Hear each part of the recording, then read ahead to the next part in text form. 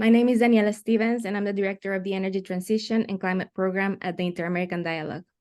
I extend a warm welcome to all as we convene to discuss the future of energy and mining policy in Argentina. The importance of these sectors for the country cannot be overstated, as they hold the key to shaping a sustainable and more equitable future, as well as a stronger hemispheric supply chain.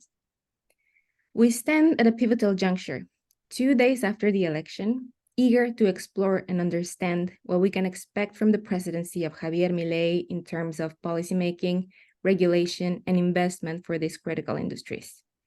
Today, we will gain insights from a fantastic lineup of experts who will discuss how the upcoming government could and should harness the vast mineral and energy potential of Argentina in a responsible and sustainable manner, and how the government of Milei can strike a balance between energy security, environmental stewardship, and macroeconomic stability amid a polycrisis. I'd like to thank our Energy Committee members for making this event possible. We encourage attendees to actively participate, ask questions, and engage in the discussion via our Q&A if you're joining us via Zoom. I also remind you that we have simultaneous translation for English and Spanish. If you're watching the live stream on YouTube, please send your questions to our email address, meetings@thedialogue.org. Again, that's meetings@thedialogue.org. We await your questions. En este momento cambio a castellano, pero una vez más les recuerdo que tenemos traducción simultánea y pueden seleccionar el idioma de su preferencia en el Zoom, en la parte de abajo. Tengo el placer de presentar a nuestro orador principal, Alejandro Monteiro. Él es ministro de Energía y Recursos Naturales de la provincia del Neuquén desde 2017. El ministro Monteiro es economista por la Universidad Argentina de la Empresa y también se desempeña como secretario ejecutivo de la Organización Federal de Estados Productores de Hidrocarburos. Se ha desempeñado 2 ocasiones como subsecretario de Ingresos Públicos en el Ministerio de Economía Provincial. La importancia de la provincia del Neuquén como repositorio de la formación de vaca muerta y productor de más del 60% del gas natural es clave para comprender el futuro de toda la nación. Por lo que el ministro nos acompaña para hacer un balance general de su gestión de los últimos 10 años, para hablar del crecimiento en la competitividad exportadora de recursos no convencionales. En las preguntas tendremos tiempo de ahondar en la relación con el gobierno y recomendaciones para los gobiernos entrantes, tanto el provincial como federal. Sabemos que las provincias son autónomas en cuanto a manejo y uso de recursos, por lo que su visión, ministro, nos ayudará a comprender la importancia del Neuquén y su grado de autonomía en lo que viene. Ministro Monteiro, bienvenido. Le doy la palabra para después abrir a preguntas y respuestas. Muchas gracias. Bueno, muchas gracias, Daniela. Voy a compartir una presentación para poder dar comienzo y luego quedar sujeto a las consultas que quieran realizarme. Básicamente, la idea es contar cómo ha evolucionado el desarrollo hidrocarburífero en la provincia de Neuquén, sobre todo los hidrocarburos no convencionales en la formación vaca muerta. Y para eso, un poco contarles, esto es la historia de producción hidrocarburífera de la República Argentina. En el panel superior, la producción de petróleo, y en el inferior, la producción de gas, donde vemos en azul la producción que no es de la provincia de Neuquén, en ambos casos, y en verde la producción de petróleo de la provincia de Neuquén, y en rojo la producción de gas de la provincia de Neuquén hasta 2013. ¿Por qué hasta 2013? Porque en 2013 es cuando la provincia de Neuquén otorga la primera concesión de hidrocarburos no convencionales en el bloque Loma Campana, un proyecto que opera la empresa nacional YPF y que tiene como socio en un 50% a Chevron. Ese es el primer proyecto no convencional que ha cumplido 10 años en el corriente año 2023, y un poco es a partir de eso hacer un balance de qué ha sucedido con la producción de hidrocarburos en general en nuestro país y cómo ha impactado el desarrollo vaca muerta. Entonces, al 2013, esta era la foto de la producción hidrocarburífera en Argentina. Si hubiéramos extrapolado esa situación al 2023, esta sería la realidad de la producción hidrocarburífera. O sea, sin vaca muerta, hoy Argentina estaría cerca de los 300.000 barriles de producción de petróleo y cerca de 60 millones de metros cúbicos día de gas. Eh, Ahora bien, el desarrollo de vaca muerta le permitió al país poner en valor este recurso de una manera que ha sido muy significativa y de alguna manera nos atrae este escenario. Hoy Argentina está produciendo unos 650.000 barriles por día de petróleo.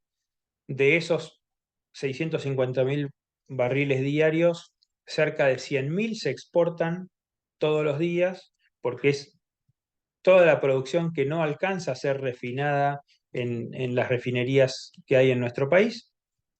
Y en el caso del gas, estamos en una producción de en torno a 140 millones de metros cúbicos, que ha permitido sustituir gran parte de las importaciones de gas que ha tenido Argentina en la última década y también volver a ser exportador de gas a la región. Para que se den una idea, el desarrollo de Vaca Muerta en términos de sustitución de importaciones de petróleo y de gas para este año ronda los 20.000 millones de dólares. Es decir, sin el desarrollo de Vaca Muerta, con el escenario previo que les mostraba, Argentina debería haber importado este año más de 20.000 millones de dólares, tanto de petróleo para abastecer a las refinerías de Argentina como de gas para abastecer a la industria y la generación de energía eléctrica y a los hogares.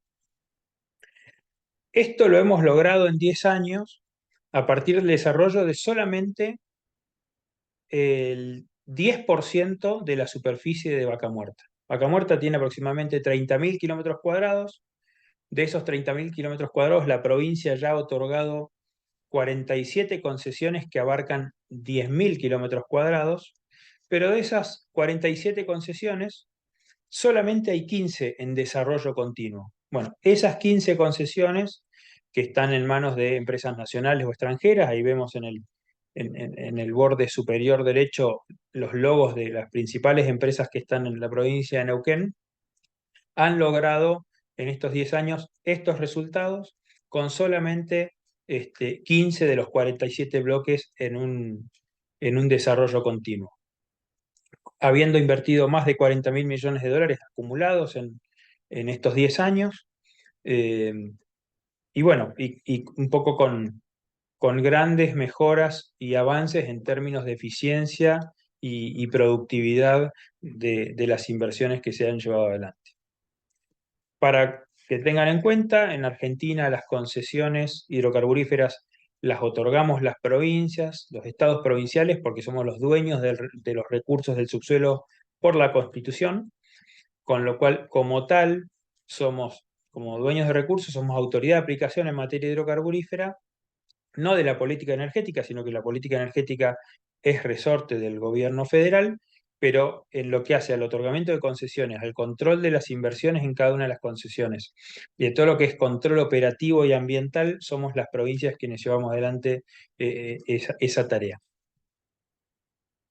Las concesiones son a 35 años de duración y la provincia de Neuquén, como gobierno autónomo, cada vez que otorga una concesión hidrocarburífera, otorga, además del plazo de 35 años, cláusulas de estabilidad fiscal e estabilidad jurídica o normativa, con lo cual cada empresa que tiene una concesión en nuestra provincia cuenta con un paraguas o una seguridad normativa y fiscal que muchas veces no se corresponde con lo que sucede a nivel federal.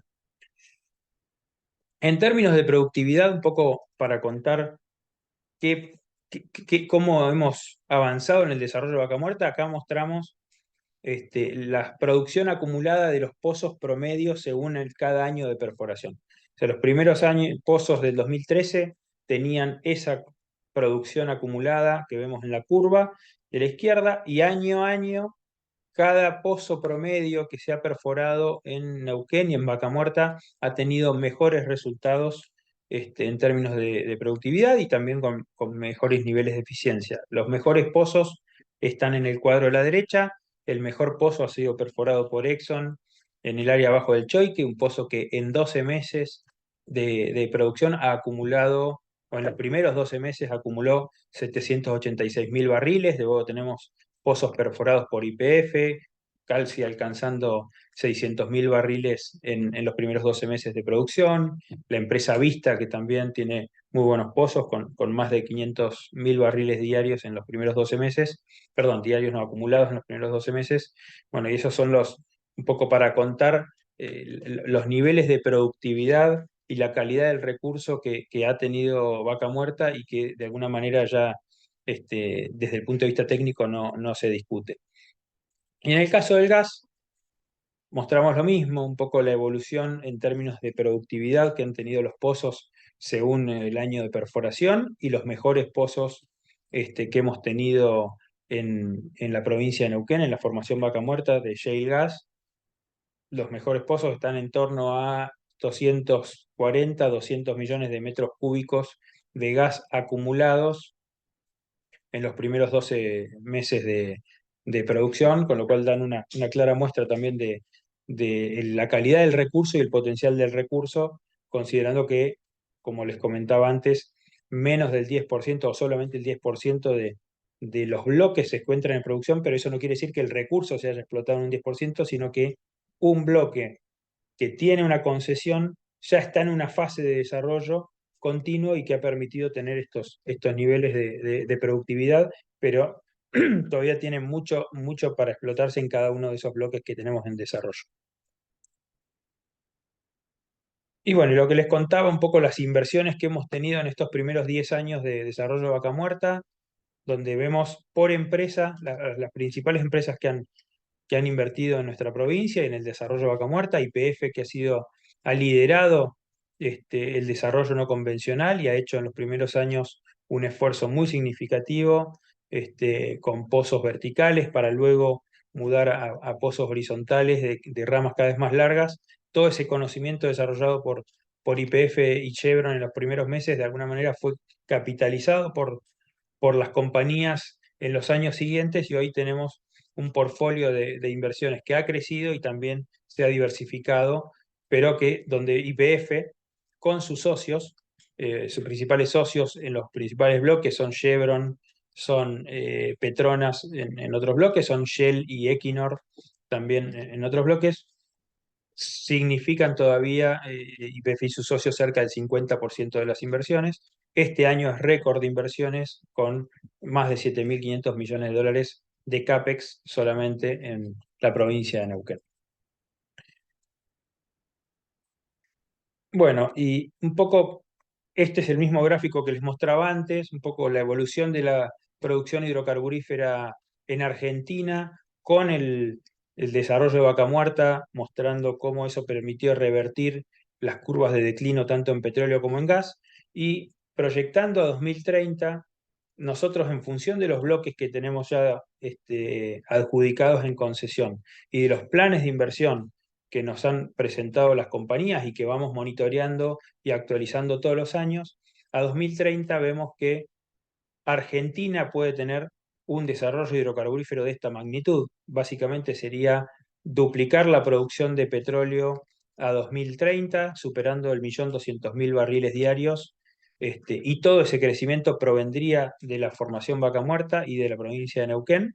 Y en el caso del gas, llevando la producción actual de unos 140 millones de metros cúbicos día de gas a unos 200 millones de metros cúbicos diarios de gas a partir del desarrollo de infraestructura de transporte que se está llevando adelante en Argentina, tanto en el caso del petróleo como en el caso del gas, y donde en el caso del gas el mercado principalmente sería el mercado local, sustituyendo definitivamente las importaciones de gas en prácticamente todo el año, salvo algunos picos de invierno que podamos llegar a necesitar, pero además generando una mayor integración energética y abasteciendo de gas tanto a los países de la región, tanto como a Chile, a través de los 5 gasoductos que tenemos en Argentina que nos vinculan con Chile, también al sur de Brasil, a Uruguay, y también podríamos llegar a la zona de San Pablo en Brasil utilizando la infraestructura existente de transporte de Bolivia, cuya producción de gas está en un franco declino, donde no hay perspectivas de que pueda mejorar la producción de gas de Bolivia en los próximos años, y utilizando esa infraestructura podríamos llegar con gas desde Neuquén y desde Argentina a San Pablo, utilizando todo ese sistema de oleoductos, y para lo cual se están llevando adelante inversiones en Argentina para poder llegar con gas de Neuquén y de Vaca Muerta a Bolivia. ¿Cuáles son los principales desafíos si queremos alcanzar estos niveles de producción en los próximos años? Básicamente tenemos que mejorar o aumentar el ritmo de perforación de pozos y de terminación de pozos. Hoy en la provincia de Neuquén aproximadamente se perforan y conectan unos 400 pozos horizontales por año. Tendríamos que estar llegando a unos 750 pozos en los próximos años. Ello requiere mayor cantidad de equipos, mayor cantidad de set de fractura, aumentar o incrementar la cadena de valor de proveedores, de insumos y materias primas que son necesarias para llevar adelante esos trabajos. Un poco en ese sentido, contarles, hoy estamos en Neuquén, estamos en torno a 35, 36 equipos de perforación, deberíamos estar superando los 40, y a 2030 necesitaríamos estar casi duplicando, casi llegando a 80 equipos de perforación para alcanzar esos niveles de producción que les mostraba anteriormente, con también más que duplicando, casi prácticamente triplicando la cantidad de set de fractura para hacer la terminación de los pozos y su posterior conexión. Hoy estamos en 9 sets de fractura en la provincia de Neuquén. Necesitaremos llegar a más de 23, 24 sets de fractura a 2030, con una curva creciente año a año. Deberíamos también dar un salto al nivel de inversiones de las actuales 7.000, 7.500 millones de dólares que les comentaba. Tendríamos que estar entre lo que es upstream de gas y de petróleo y obras de infraestructura de midstream y downstream. Deberíamos estar en un promedio en los próximos años de unos 13.000 millones de dólares anuales, con lo cual Argentina ahí va a requerir incorporar mayores niveles de capital de los que hemos tenido. Para eso hay que trabajar en el ordenamiento macroeconómico y un poco las perspectivas que hay con el próximo gobierno nacional. Y por último, un poco cuáles los otros desafíos que tenemos, ¿no? O sea, lo que les decía recién, clima de negocios, tenemos que favorecer el desarrollo de la inversión en Neuquén y en Argentina. Para eso hay que ordenar la macroeconomía. El país tiene que resolver los problemas que tiene de inflación, los problemas que tiene de acceso al mercado de capitales, de disponibilidad de divisas para las empresas que invierten en Argentina y movilidad de ese capital. Tenemos que desarrollar más obras de infraestructura. Se está haciendo mucho en términos de transporte de petróleo y gas, pero hay que seguir creciendo en ese sentido para poder explotar el recurso y ponerlo en valor. Tenemos que desarrollar la cadena de valor y aumentar la cantidad de proveedores y de insumos, proveedores de insumos y de servicios que tenemos en la actividad. Y por último, tenemos que llevar adelante un desarrollo de Vaca Muerta lo más sustentable posible. Es decir, nosotros creemos que Vaca Muerta, que está en un estadio incipiente, recién comenzando su desarrollo, con solamente algo más de 2.000 pozos perforados, tenemos que trabajar en tener una producción de hidrocarburos, tanto de petróleo como gas no convencional, de baja huella de carbono, que nos permita ser competitivos, no solamente desde el punto de vista económico, sino también desde el punto de vista de la sustentabilidad, para acceder a los mercados de energía que demandan fuentes firmes de energía, pero también con menor huella de carbono, o con que sean carbono neutrales. Y ese es también uno de los principales desafíos que tenemos desde la provincia de Neuquén y desde Argentina para el desarrollo de Vaca Muerta. Y con eso cierro y quedo disponible para preguntas. Muchísimas gracias, ministro Monteiro. Mencionó muchos puntos clave. Tenemos 10 minutos para preguntas, así que voy directo. Em, Mencionó todo el potencial de Vaca Muerta, todos los logros, el crecimiento, y hay mucho más potencial. Pero ¿cómo conjugar este potencial con los desafíos macro? hay previsibilidad en concesiones de parte de la provincia, pero hay falta de movilidad de capital, de insumos importados por escasez de divisas del Banco Central, y en ese sentido hay límites sistémicos al aprovechamiento de este potencial. ¿Cómo puede el gobernador electo, el gobernador Figueroa, el presidente electo, navegar estos desafíos? ¿Cuáles serían sus recomendaciones? Bueno, yo creo que vaca muerta en Argentina ya es una política que no se discute. No se discute en los distintos sectores políticos, tanto nacionales como de la provincia de Neuquén.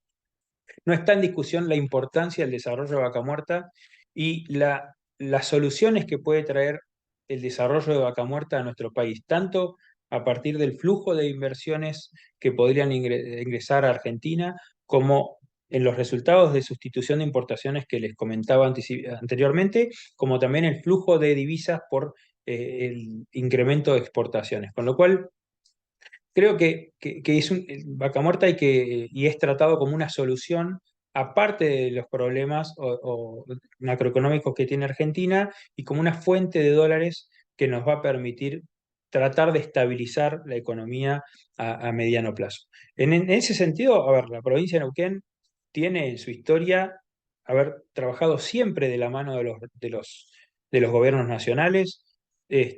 Cuando vemos un poco tan cerca de las elecciones, pero los primeros movimientos que tiene el próximo gobierno nacional respecto de las personas que estarían trabajando en el sector energético, vemos hay una visión de mercado, hay una visión de desarrollo privado de los hidrocarburos. Vemos que se está sumando gente que viene del sector de otras compañías operadoras privadas, con lo cual me parece que hay una idea de poner en valor Vaca Muerta, donde, bueno, el gobierno federal lo que tiene que hacer es trabajar en generar esas condiciones de previsibilidad, tanto para quienes invierten en el upstream, como también toda la cadena de valor de las empresas de servicios que son necesarias que vengan a nuestro país para poder tener el equipamiento y los insumos necesarios para el desarrollo. Eh, y el gobierno provincial trabajar de la mano con el gobierno nacional para que las condiciones locales, en lo que hace a términos de seguridad, en términos de ambiente, en todo lo que es el diálogo entre las empresas y los distintos niveles de Estado. La provincia de Neuquén históricamente ha sido también un interlocutor entre los operadores del sector privado y el sector público nacional o el gobierno nacional, dado por la continuidad que hemos tenido también en quienes llevamos adelante las funciones, ¿no? O sea, mencionabas este, el tiempo que yo llevo en el cargo, y a nivel nacional ha habido mucho más rotación de funcionarios en el área energética. De alguna manera, eso nosotros como provincia utilizamos la mayor estabilidad que tenemos en el gobierno como para poder trabajar y profundizar las buenas decisiones que hay que tomar en el sector energético, y que quienes estén al frente de las áreas energéticas de nuestro país puedan entender la importancia de desarrollar Vaca Muerta. Sí, el presidente electo, y tiene toda la razón, ambos candidatos se refirieron a Vaca Muerta como un motor para el desarrollo, como generadora de divisas. Ambos están a favor de promover el fortalecimiento tanto del mercado local como del proyecto exportador. ¿Qué particularidades ve usted en el proyecto de Milei? ¿Qué tan viable es su visión? ¿Qué tanta incidencia tiene esta nueva administración federal en la gestión y en las decisiones locales? El presidente electo ha hablado de un sinfín de propuestas, reducción de subsidios a electricidad, combustible, transporte, ha hablado de privatizaciones. ¿Cómo afectaría esto a empresas provinciales? ¿Qué particularidades nuevamente ve usted en este proyecto y qué tan viables serían? Sí, a ver, yo creo que mencionamos los dos proyectos políticos que fueron a las elecciones el fin de semana, planteaban el desarrollo de Vaca Muerta. Ahora bien, creo que el hecho de que haya ganado Javier Milei tal vez puede llevar a acelerar algunas decisiones que son necesarias para el desarrollo de Vaca Muerta, obviamente con todos los desafíos que implica, ¿no? O sea, si queremos abrirnos al mundo y dar mayor movilidad de capital, también tenemos que tener las divisas suficientes o las reservas suficientes en el Banco Central para poder dar respuesta a las demandas de importaciones, para poder darle seguridad a quienes vengan a traer capital a nuestro país. Pero creo que va a haber ahí el perfil es como que va a tener tal vez una mayor aceleración en las decisiones de acercarnos al mercado y al mundo de manera normal, en contraposición con lo que está pasando hoy, que Argentina está muy cerrada, con muchas restricciones desde el punto de vista cambiario. Eh, por supuesto que se mencionó también toda la cuestión tarifaria. Argentina tiene un amplio desarrollo de subsidios, digamos, gran parte de la energía en Argentina está subsidiada, pero por otro lado también responde a una situación social muy frágil. El 50% de la población argentina está bajo la línea de pobreza, con lo cual no va a haber, o por lo que se escuchó, una decisión de sacar todos los subsidios de manera indiscriminada en el corto plazo. Sí, seguramente va a seguir toda una rediscusión de a qué sectores llegar a los subsidios, cómo se hace para llegar de manera más eficiente con subsidios a las personas que no pueden pagar todo el costo de la energía, pero sí también con la mirada en mediano o largo plazo de que la energía se tiene que pagar por lo que vale y hay que tratar de ir hacia una situación donde se dejen de lado los subsidios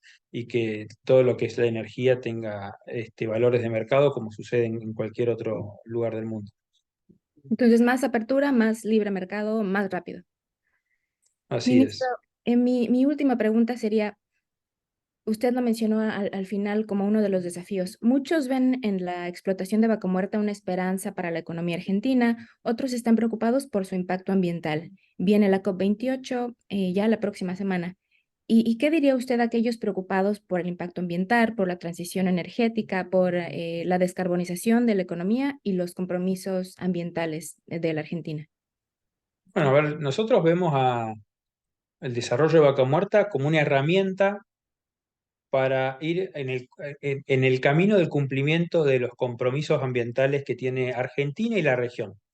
O sea, nosotros hoy como economías y en nuestra región, en el cono sur, vamos a tener que seguir demandando petróleo y gas durante las próximas décadas, y lo podemos hacer importando esa energía o produciéndola localmente de la manera más sustentable posible. Y que ese desarrollo o esa producción local de los hidrocarburos generen de alguna manera el respaldo para poder ir incorporando también de manera acelerada todo lo que es el desarrollo de energías renovables. También Argentina tiene un gran potencial en energías renovables, tanto solar como eólica, pero necesitan hoy un respaldo de energía firme para cubrir la intermitencia que tienen. Y también, entonces, ahí está el gas como la herramienta o el sustento de seguridad energética que tiene que tener Argentina ante el desarrollo de las energías renovables. Y también tenemos a Chile, donde está todo en un proceso de descarbonización y podemos ayudar a Chile brindando gas en términos competitivos, a precios competitivos y también con baja huella de carbono para poder transitar ese camino de descarbonización, y también en su incorporación de energías renovables, pero también con una fuente de energía firme como puede ser el gas natural. De la misma manera con Brasil, que en los últimos años ha tenido también algunos problemas de baja hidraulicidad y ha tenido problemas de abastecimiento energético en ese país. Entonces, Argentina también con su gas puede ayudar a darle seguridad energética a Brasil. Entonces, y esto de alguna manera es lo que va a permitir a Argentina el desarrollo de Vaca Muerta. Por un lado, darle seguridad energética a nuestro país y a los países de la región, pero también generar una renta que nos permita mejorar la situación social y económica de nuestro país y poder fortalecer la situación cambiaria y de reservas internacionales de nuestro Banco Central para poder de alguna manera estabilizar la situación macroeconómica en mediano plazo. Bien, muchísimas gracias, ministro. Se nos ha acabado el tiempo. Desafortunadamente se quedaron preguntas interesantísimas en el tintero, como qué planes hay para crear infraestructura, cómo puede la provincia apropiarse de más recursos de las regalías, pero si usted está de acuerdo, ministro, las dejamos para otra ocasión, y con esto le extiendo una invitación nuevamente para una nueva plática una vez que sepamos mejor cómo va evolucionando todo esto.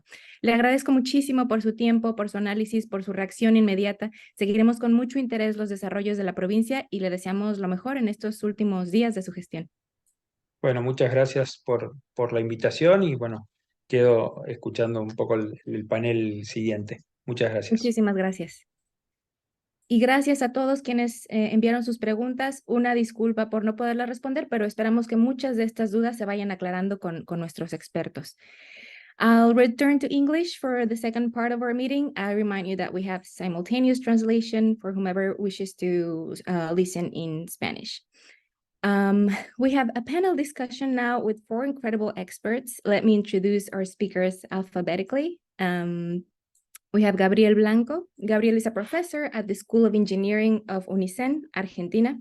He graduated as an engineer from the University of Buenos Aires and has a master's degree at the University of Massachusetts in the field of energy resources and renewable energies. He has actively participated as a member and chair of the Executive Committee of Technologies of the UNFCCC and has been part of Argentina's negotiation team on climate change at the UNFCCC. During 2020, Blanco was a national director of climate change at the Ministry of Environment and Sustainable Development, and he's a part of the team who authored AR5 and AR6 reports of the IPCC. Welcome, Gabriel. We also have Juan Cruz Diaz. He's managing director at Cefeidas Group and a special advisor at the Americas Society Council of the Americas, where he offers strategic, regulatory, and policy advice to companies operating in Latin America. Prior to founding Cefeidas, he held positions as Director of Public Policy Programs at the Council of the Americas and Senior Editor at America's Quarterly. Diaz has consulted for the OAS, the IFC, the World Bank. He's a lawyer with a master's degree from the Fletcher School of Law and Diplomacy at Tufts University. Welcome, Juan. Joining us also, we have Dr. Liliana Diaz, a senior director at APCO Worldwide in Washington, D.C., where she leads the climate and biodiversity practice in North America. Dr. Diaz is an international energy, economics, and policy expert with a track record of delivering strategic advisory services and actionable solutions for companies, investors, and governments as they address climate change and navigate the transition to a zero carbon economy.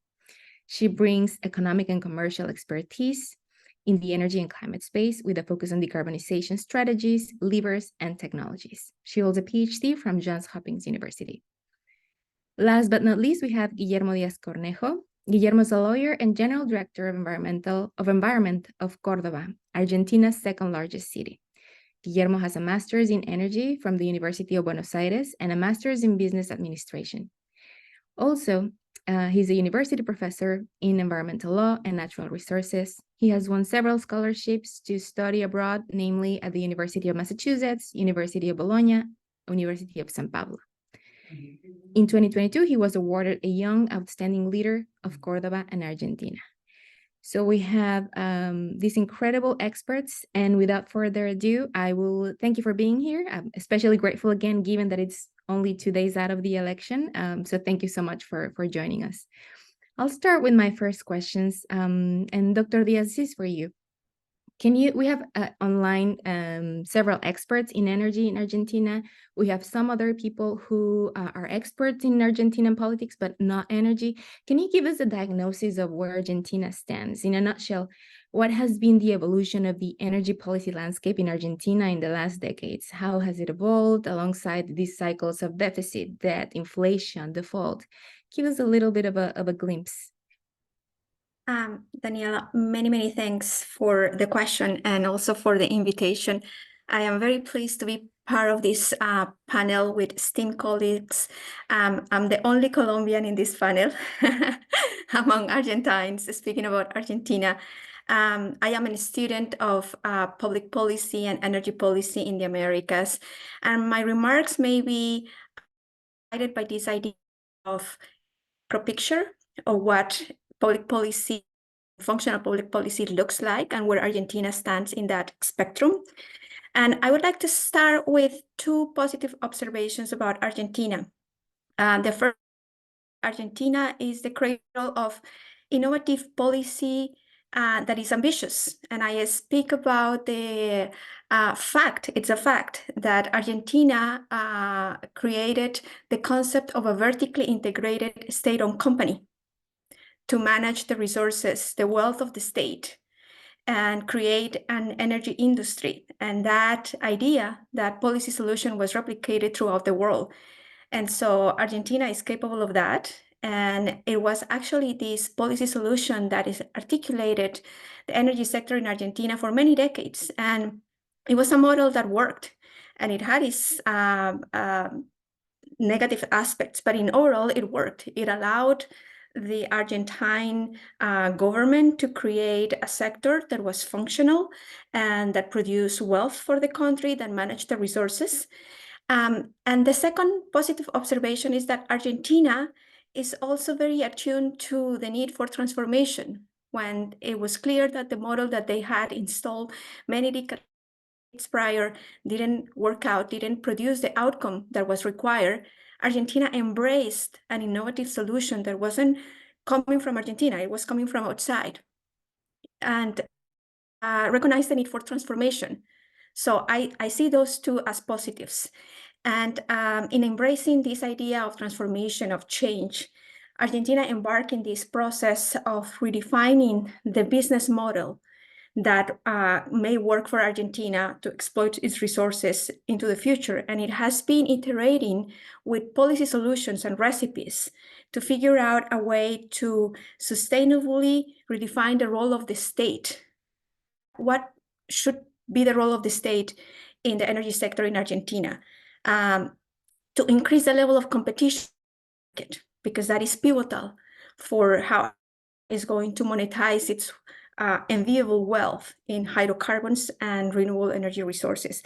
And last but not least, how to develop a market that produces policy stability, predictability, and transparency. Those three things are very, very difficult to accomplish. And neighbors in the Americas have, to a certain degree, succeeded in figuring out the recipe to go from this model of a state-owned company managing the entire wealth and being the provider of the resource, being the interface between the country and the world, to figuring out how to integrate a new model, a market-based model. And Argentina keeps on iterating. The biggest problem that Argentina faces right now and its policy is that it has become reactive. In the sense that because there are difficulties in this iterative process, policies have become more geared towards short-term solutions to big problems at the moment that provide a solution that it is narrow in scope and narrow in aims, but not necessarily part of a big scheme or a great scheme or a long-term policy. So that would be my observation of what we are experiencing. And that has reflected in three large areas in which I think Argentina will need to work in the future about how to move forward. The first one is pricing policy. The second one is the treatment of exports. And the third one is infrastructure, development of infrastructure. So on price, most unfortunately, this stage in where we're trying to figure out the solution has led to pricing policies that are not necessarily the most conducive to the development of a larger market. In fact, they have left to increase fiscal burden for the state because of subsidies, shortages of production domestically that have been sold via imports, expensive imports, and basically a difficulty figuring out how to entice investors to come to the state, to come and invest the resources in the production of the reserves that are enviable in Vaca Muerta, and also in laying out the infrastructure required, both for pipelines, for natural gas, as well as for transmission of electricity, which is pivotal for the development of renewable energy resources.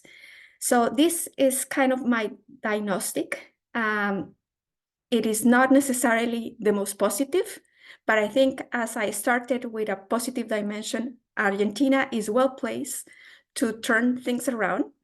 It's not a matter of potential. The potential is there. It's a matter of figuring out the right recipe. Many thanks, Liliana. And also let me add a double thank you to Liliana, who's joining us from her vacations. Thank you so much for being here with us. And for offering that positive elements alongside more sobering diagnosis of what is needed, which is also very necessary. Juan, the energy and mining sectors are identified as key to the future of Argentina's economic development. How important are they really in the political debate? What role do you think they will play in the next administration, and what concrete changes can we expect? Liliana was mentioning the need of infrastructure, the need for a long-term view. Do you think that's feasible for us to expect in the upcoming administration? Thank you very much, Daniela. Thank you for the question, and thank you for having me here. It's an honor always to be at the dialogue. Let me say that energy and mining both are for all the candidates in this political campaign has been the consensus that energy, mining, and extractive industries in general is part of the solution. I think that's an important element to have in mind. There is consensus in most of the actors in the political debate that these are key and strategic sectors and are part of the solution for Argentina. And this state in the public debate in general finds a friendly response for the society in general. I would say that the environment in Argentina for the development of the extractive industries, energy and mining is a friendly environment. Of course, there are always demands from the society from greater transparency or compliance with environmental and social and human rights standards that exist. But in general, in Argentina, those elements are not prohibitive of the extractive industries per se. So I would say that we have an optimistic outlook, I would say, in terms of the consensus on the political debate around this. I would say that, of course, and listening and in line of what the minister just said at the beginning, the attention that have Vaca Muerta and, of course, the lithium boom that we're having in Argentina, the attention and the interest that has been shown by investors and the business community in general is quite interesting in that sense. So there are a lot of elements to be optimistic about the future of the industry in Argentina. Having said all of this, there are several challenges that companies and investors are facing right now, and are the key elements that President Milei and President-elect Milei will have to address in his administration. Of course, the FX controls, the pricing structure, as Liliana has just said, the issues of taxing, export taxes, and many other issues that will need to be part of an agenda that President-elect Milei will have to work with governors and with Congress in order to build sustainable policies towards the development of these elements. And that's what we're seeing right now. I think President-elect Milei has a lot of political capital. The margin of the elections was quite impressive. That gives him a big political capital. But I will anticipate that the window of opportunity and the policy window that he will have for strong changes is not that big. The honeymoon will be probably short. So it will be very important to see as a predictor of how will be his presidency, on what issues he decides to spend this political capital at the beginning. So I would say that I'm optimistic about the opportunity. I'm optimistic about the consensus that we've seen in the political debate, but the differences in the policy direction are notable, and we need to see how President Milei will address those policy issues in the months to come. Indeed, it must be too early to know how, but I think both of you have agreed, Liliana, Juan, that the challenges are there and are very clear: investment, pricing structure, export taxes. And talking about consensus, Gabriel, this coming question is for you. There is a consensus to deepen this hydrocarbon-driven energy model, albeit with the commitment to lower emissions, to use this income to finance the transition. Does the country have any other feasible option to satisfy energy needs, energy demands? What are these options? Can we expect a significant movement toward decarbonization, or what do you expect from a climate-friendly perspective? Well, thank you, Daniela, and thank you for having me here. It's a pleasure to share this panel with the colleagues. Yes, it seems that we will insist in an energy system that caused us a number of problems in the past, in the last 50 years, I would say. And we are insisting in keeping the same model, the same logics, for an energy system that proves to be highly concentrated in capital, that need financing, that Argentina as a state, as a nation, doesn't have, requires technology that we don't have in Argentina, and we are quite vulnerable to decisions making in other countries, in other regions, that we are not part of that decision process in terms of the price of the hydrocarbons in general. But again, I see one more time that we will insist in the same energy model. So it's difficult to understand in the context of climate change, in addition to what I just said about financing and technology that we don't have. I insist on that. And as you are asking me if there is an alternative for that, yes, there are alternatives for this model. We need to start moving in different directions. It's not going to be easy. It's not going to happen in overnight. Of course not. It's quite difficult in many senses, but there are alternatives, and we need to start moving, or at least have some political will in moving in a different direction. We can move to start with. We can start moving toward decentralized and diversified system, perhaps distributed generation, not only electric but thermal one as well. And this can happen in a very short period of time, in the short term, for sure. And that can replace between 20-30% of all the energy needs in Argentina. And that can also could bring other benefits like technological development and other benefits in terms of socioeconomic and social environmental benefits. But again, it's difficult to understand, in my view, why we insist in the same model that have been caused many issues in Argentina.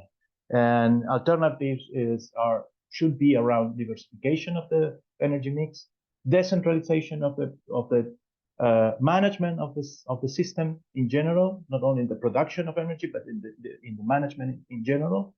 And these are the two key aspects, in my view: diversification, decentralization, and the use of as many energy resources as possible, with technologies that we can even develop in the country, or at least part of the technology can be developed in the country, and can even be financed within the country to some extent. So this is my first reaction to your question and the conversation. Thank you. Thank you, Gabriel. And indeed, there's a lot of political will to be built around that. And we've talked about potential policies, but I want to turn now to Guillermo to talk about the politics of the government. What will the winning candidate do to form government? What sort of alliances can we expect? What can we expect from his cabinet? For example, he has a congressional minority. What can we expect in the coming days as a formation of government, Guillermo? Hey, Daniela, thank you for having me. It's the first time for me in the dialogue, so I'm deeply honored. And regarding about the formation of coalitions, we already knew the composition of the parliament, of the Congress. So, and we have had some movements in the last 2 days about how is it going to look like. So if you do the math, Milei only has about 14% of all the seats in Congress, Senate and the representatives. He has 38 diputados, 38 representatives, and he has only 7 senators. So in order to achieve the magic number in both houses, which is 129 in the deputies chamber and 36 in the Senate, he will have to reach out to Cambiemos. If he manages to form an alliance with Cambiemos, he will reach that number in the deputies chamber, representatives chamber, or in the House. In order to achieve that in the Senate, he will need to have all Cambiemos in, so all Macri's party in, plus at least 5 opposing Peronistas, such as, for example, the governor of my province. So he will have a much harder time to form, to have a majority in the Senate. So what are the key indicators to look out for the next few days? So who is going to have that negotiation power? So in the last weeks and months, we have seen Milei that he will probably have a style of government such as Menem. What does that mean? Menem was a president that used to delegate tasks. He used to delegate tasks or matters. For example, when you talk about security policies, Milei always says to the press that they go talk to the vice president, Victoria Villarroel, because she's in charge of that subject. And he has done also with other subjects. So it's highly likely that the negotiation power will fall into one person, which is Guillermo Franco. That is a well-known person in Washington, D.C. He was on the bid on the Banco Interamericano de Desarrollo. He worked there many years, and he will be the Minister of Interior. So the way it works in Argentinian politics, usually the representatives and the senators answer to the government that put them on the ballots. So in that regard, Guillermo Franco will be the one that has the talk with the governors, especially when it comes to passing bills in the Senate House. When it comes to passing bills in the House, there are 2 candidates that the press is talking about, or the inner circle is talking about. They're talking about Florencio Randazzo, which is a Peronist, and Cristian Ritondo.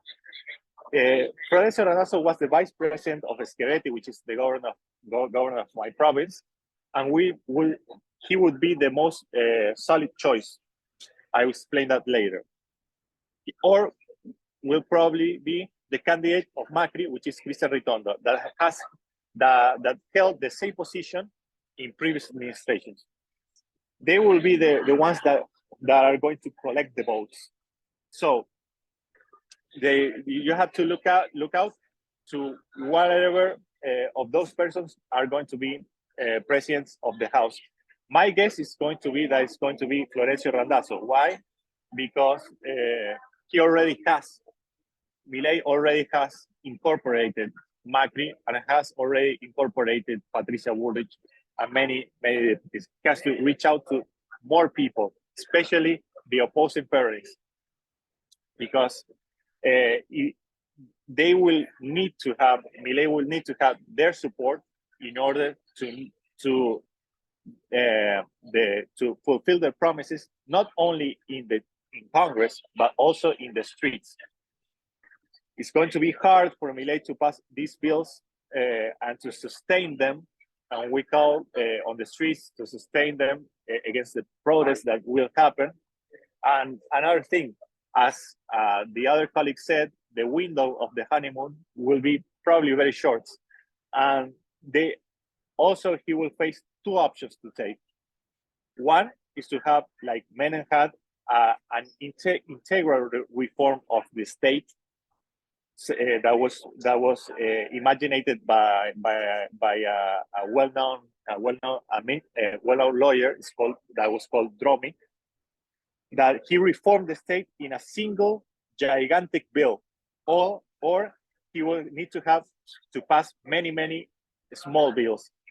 The second option is the most likely, because not every bill has the same rate of approval.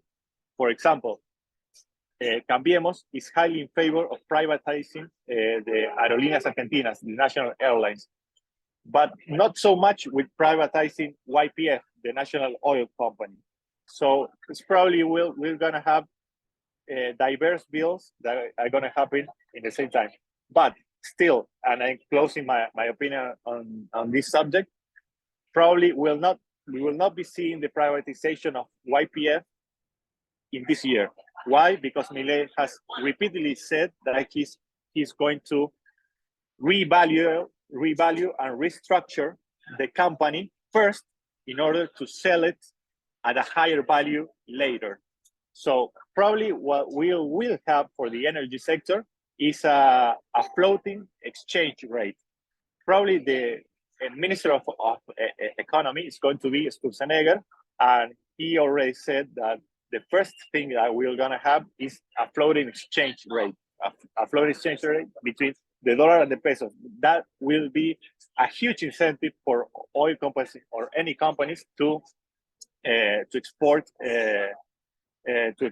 and bring money out and in of the country.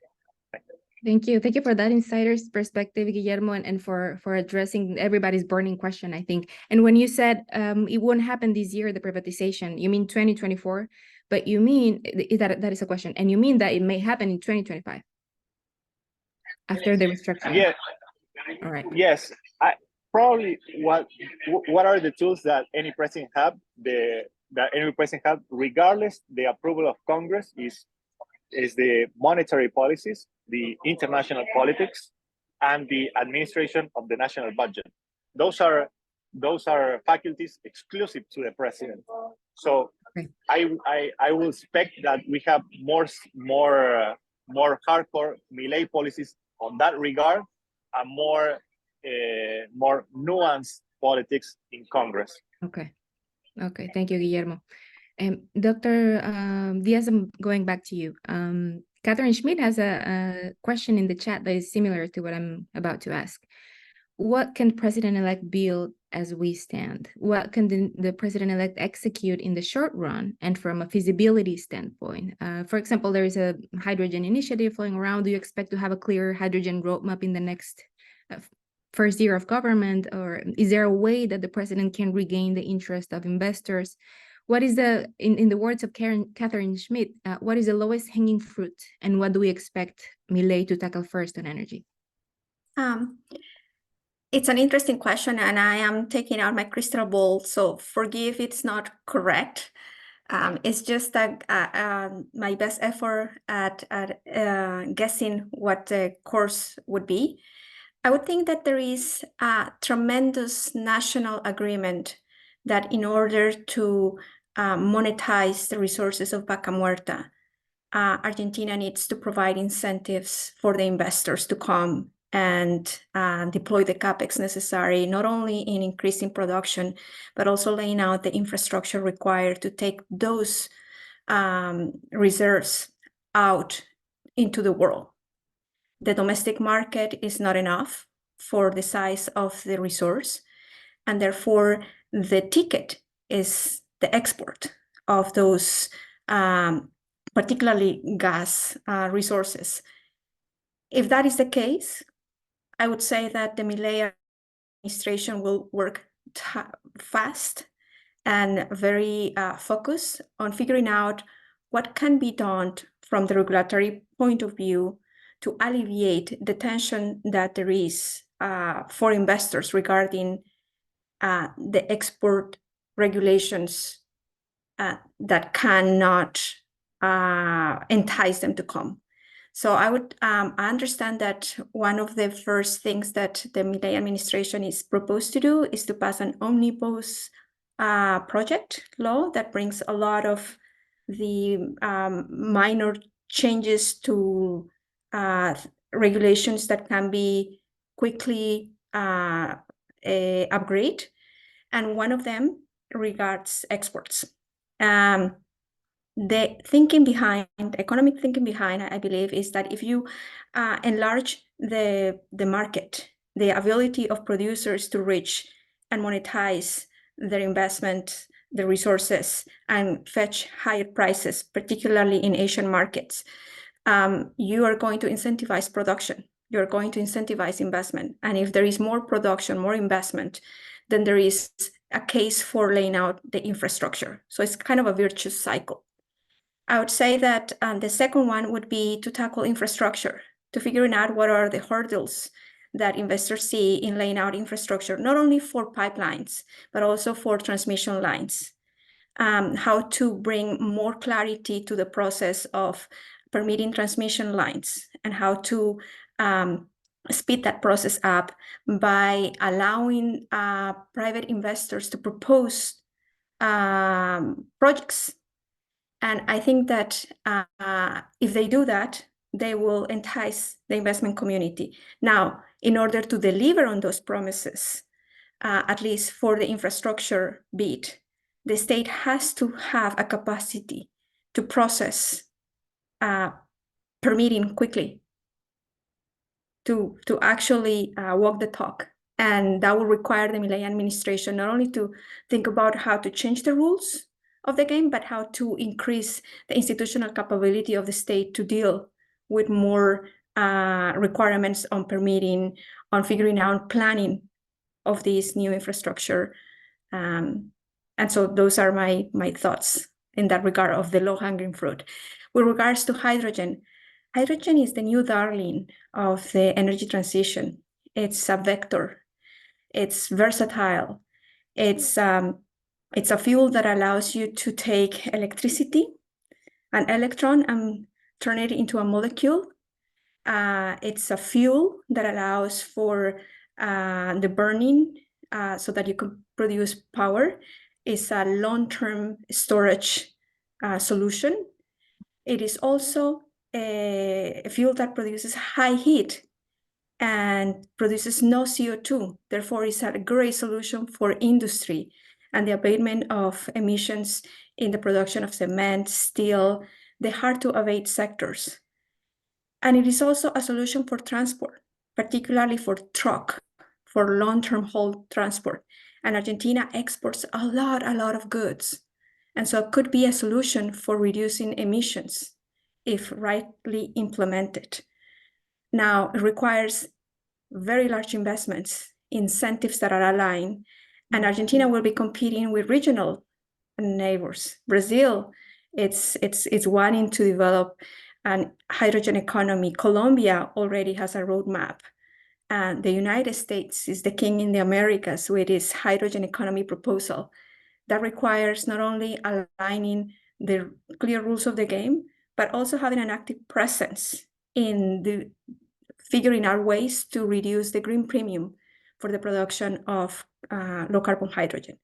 So I would anticipate that this would be a sector to pay attention to, because it's a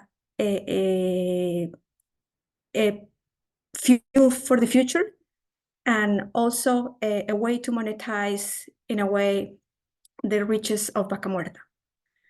But I do not know if this sector will trump figuring out a solution to exports, infrastructure, and pricing. Which you said were or should be the priorities. Yes. Thank you for that, Lily.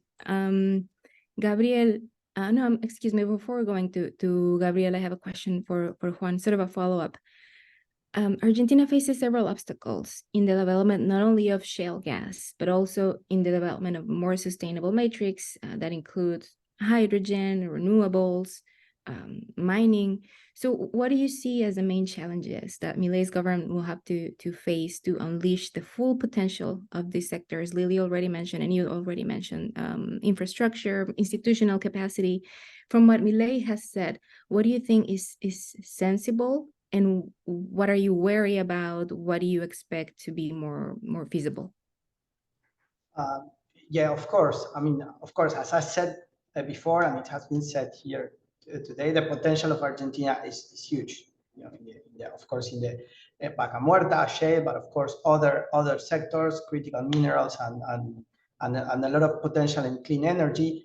But there's a big problem that is beyond extractive industries, which is basically there are several political and economic and macroeconomic factors that basically block or hinder the potential development of these industries. And I would say one of the most important ones are the FX controls that certainly is one of the main obstacles that investors are finding in Argentina. The difficulties, of course, to repatriate cash, to service and debt that they have, to pay dividend abroad.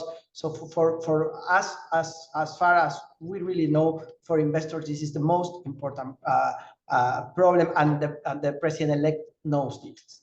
And I think by trying to eliminate as fast as possible the FX controls and the state intervention on that sector of the economy, I think we will certainly find a potential to more development in the industry. But of course, this is not easy to do. In order to do this, you need a better position in your fiscal accounts, and you need more dollars in your economy. And that has been certainly the biggest problem that Minister Massa and this government found this year, because of course, all the servicing of the external debt, and the imports of gas that they've been doing for the last several years, and the huge drought that impacted Argentina. And the outlook for next year, it's a little bit different.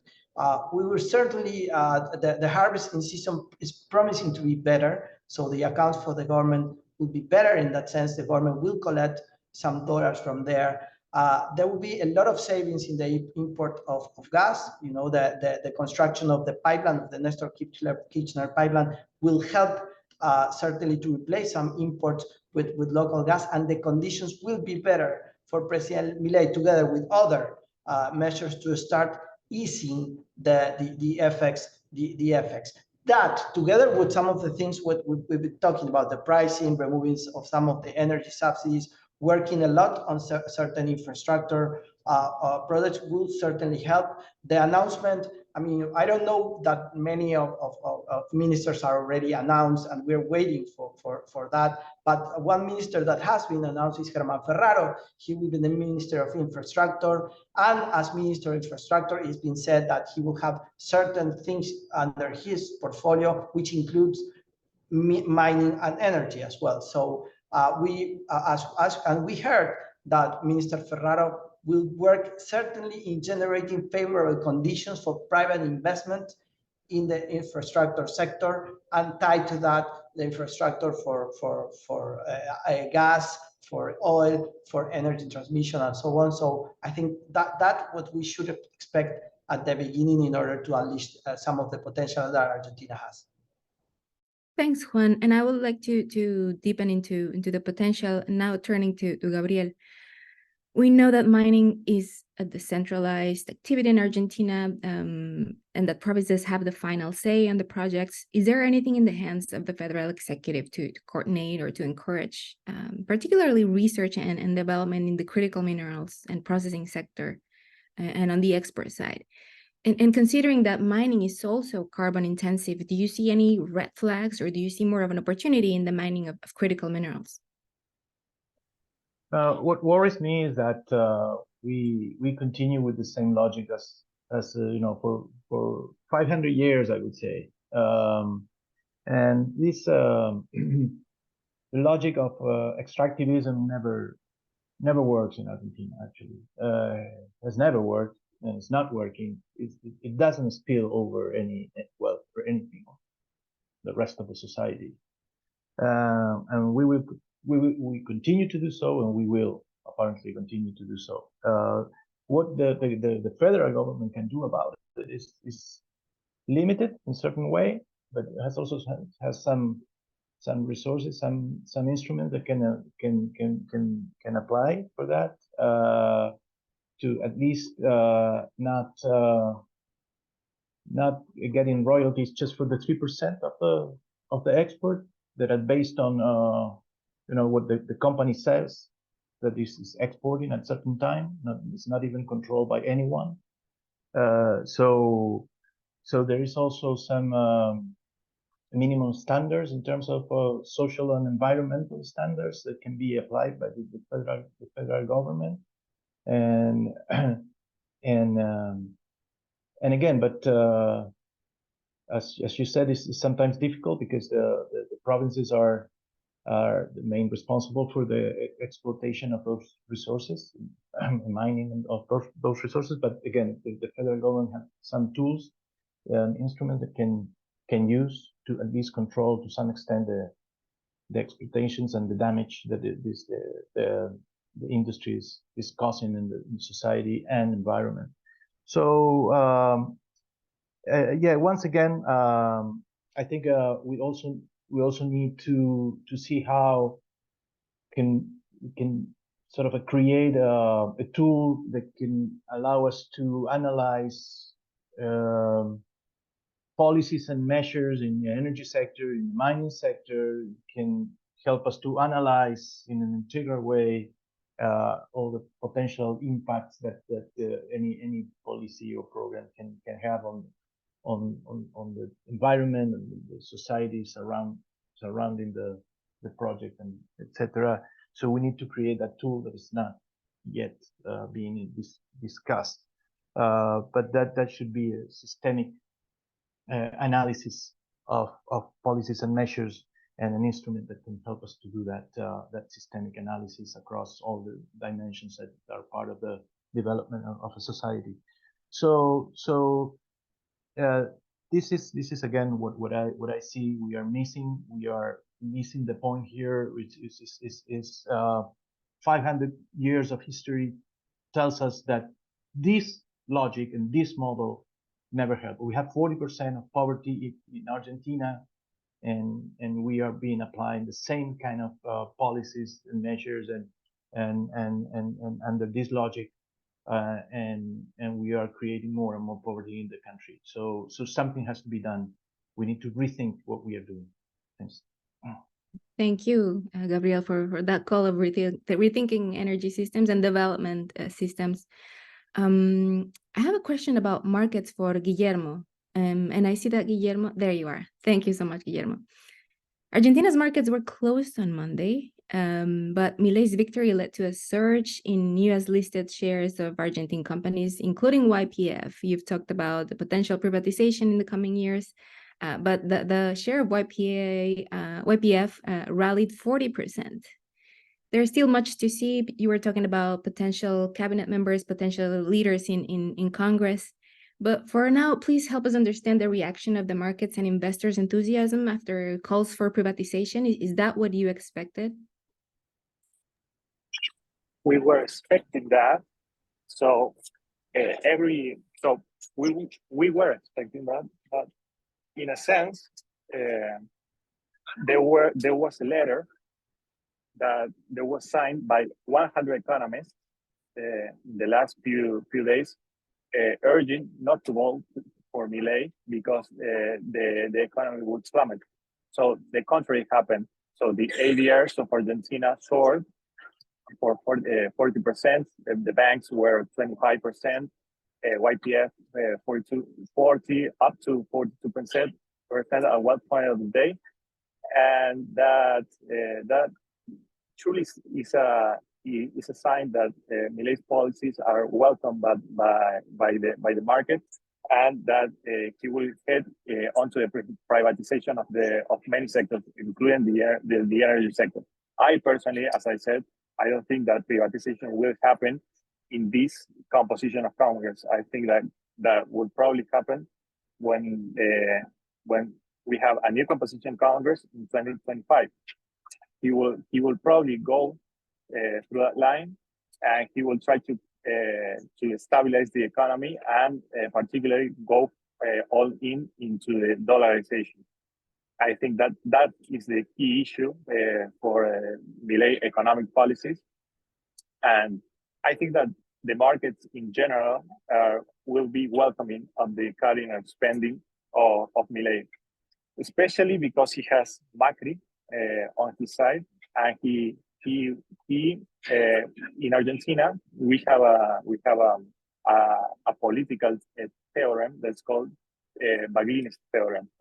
So Baglini was a radical senator of the 80s that stated that once you get closer into power, your policies become more common sense. So the farthest away you are from power, you can say anything you want.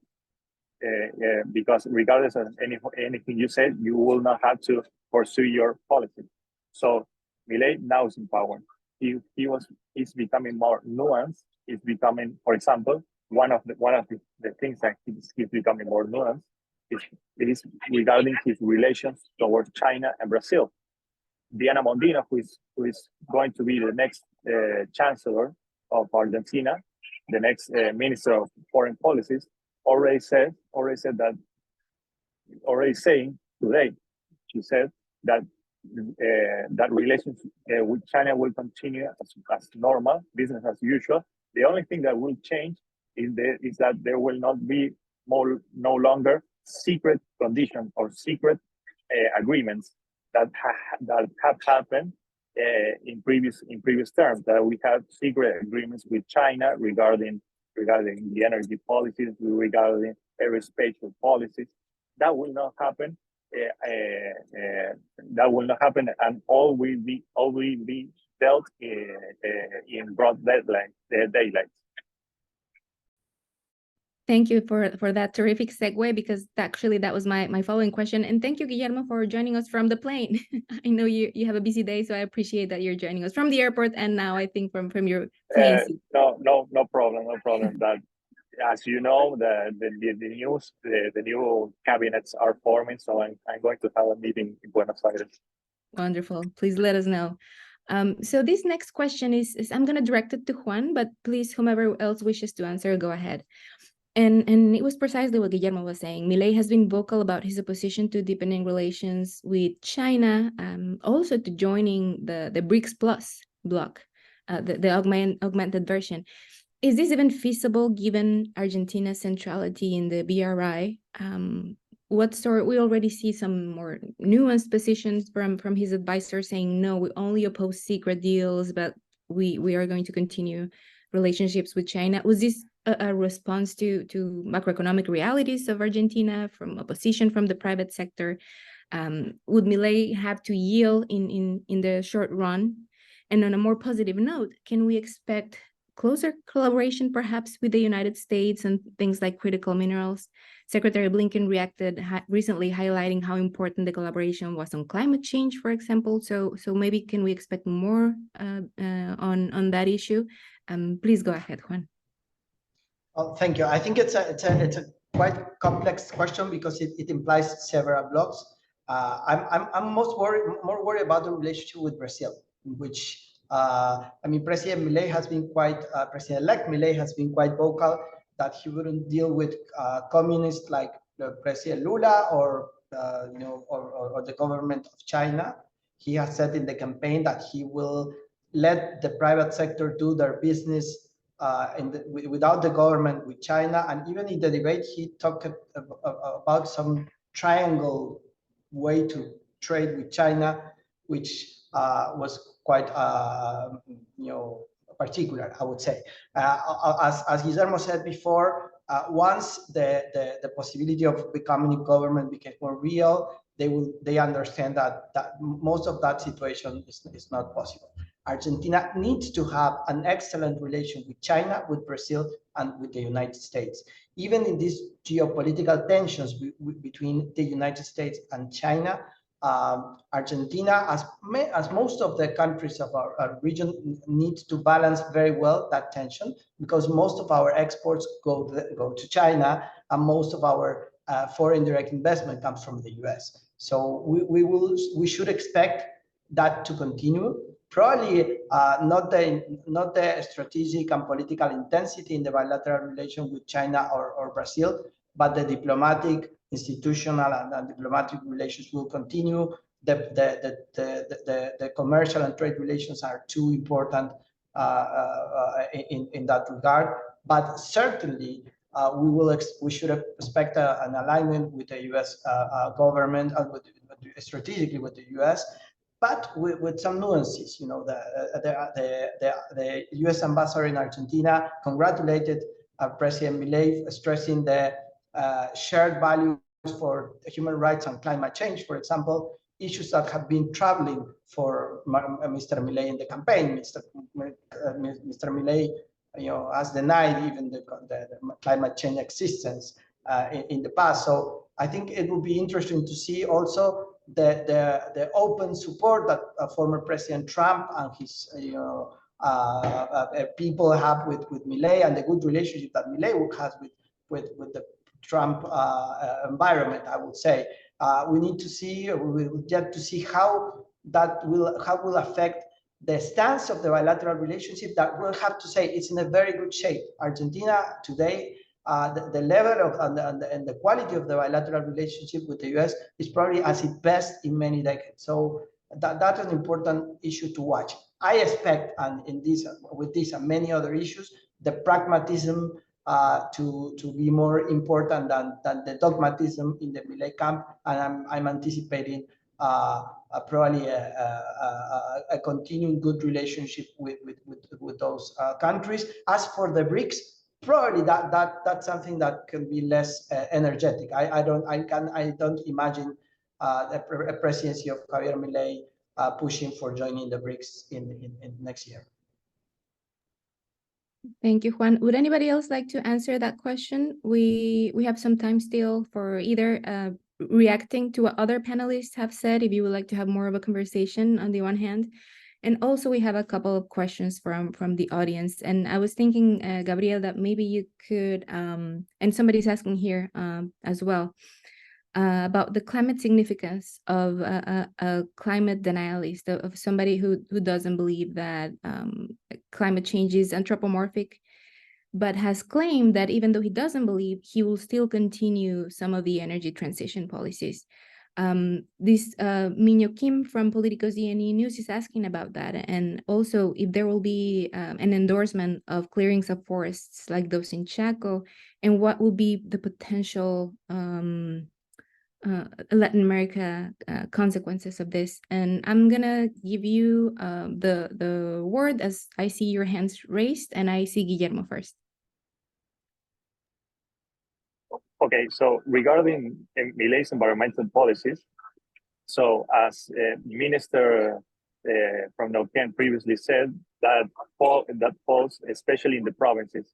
By the Article 124 of our Constitution, the natural resources belong to the state. So the control and keeping of those resources belong to the states. So climate policies are especially a provincial issue.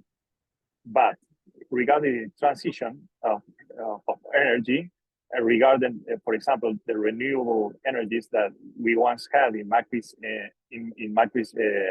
term, I would say that you should forget about it. Because Macri's renewable energies policies was heavily subsidized and was a huge expenditure, a huge expense for the national government. The renewable policy of Macri almost exclusively went through CAMESA, which is the general market organization of energy in Argentina, and he assured, for example, a certain price in order to make that investment feasible. So Milei is not going to do that. For sure, it's not going to do that. So I wouldn't expect any support from the national government which is the only one that has the financial capabilities to do so, in order to forward a renewable energy transition, especially in wind and solar. I won't count on that. And regarding Chaco, the only thing that the national government can do to protect the forests of Chaco, besides the provincial government, is to cut the funding that the national government has for provincial forest. So every province has to have a provincial forest law. So in order to have that, the national government does some funding for the provinces. That's the only thing. That's the only interaction that it can do, but cannot control the depredation of the forest unless it's a national territory, which is not the case in Chaco. So I will only have the only thing that the government can really do is to pressure the provincial government, but not much more than that. Thank you, Guillermo. Liliana? My remark is so about learning from failed experiences. So we have an example in Brazil, a president that had a difficult and combative stance against climate change, and it did not work out. In fact, it harmed Brazil. And so if President-elect Milei is likes history and understands where to draw some lessons, that should be an example of why is a good idea to be on board with climate, and why paying attention to climate concerns and the plans to reduce emissions, it's a good strategy for the long term. I understand that the current government, along with the IDB, outlined a plan for the energy transition of Argentina. It's a comprehensive plan that was syndicated with many sectors in the society and requires a substantial amount of investment, and has the potential, if implemented, to bring Argentina the diversification required of its energy mix. And it is something that makes economic sense. If you increase the amount of renewables in the electricity matrix of Argentina, not only you clean that grid, but you also liberate gas that can be exported and help, for example, the Asia-Pacific region decarbonize, displace carbon, coal. Therefore, it's a win-win. The problem is the structure of the electricity market that most helps the integration of renewables. This is where the work needs to happen. You could throw lots of subsidies to investors to attract them, but if you don't have the institutional capacity to allow these projects to move forward and to actually produce energy and to actually produce a return on the investment, you're not going to have repeat investment. So it's not only about subsidies, it's about the structure of the system and the rules of the game and the institutional capacity to help these projects move ahead. Thanks, Lily. We have 1 minute, and I would like to let Gabriel react to any of what we've been saying. I know, Gabriel, you've been saying you're missing the point. You're talking about extractives. Would you like to share a final message? Not much. Again, I think our discussion around energy mix or energy system in Argentina mainly forgot the discussion about climate change. So I'm glad that we mentioned that important and critical aspect of the transformation needed in the energy system and the other systems in Argentina, like the use of land, etc. And so simply glad to be here, and hopefully our new president reflect on these issues. It doesn't seem he's doing it, but he has time. Yes, time. And this is a good comment to end on, because unfortunately we run out of time. Apologies to those who asked questions we didn't have time to answer. We're going to have to skip so many good questions, like the cost of alliances, the cost of reforms, short-term measures to solve the foreign payments to foreign companies. But we did cover a lot. On behalf of the Inter-American Dialogue and our program, I want to thank our panelists for their insights, their time, for engaging in this critical dialogue for Argentina and the region so soon after the election. Thank you to the attendees. We encourage you to visit our webpage where you'll see announcements of our election series at the dialogue.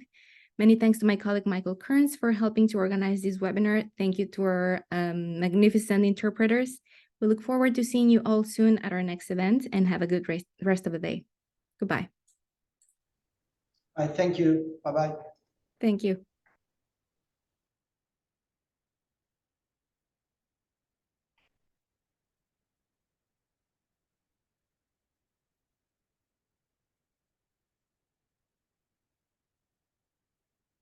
Thanks, Vero.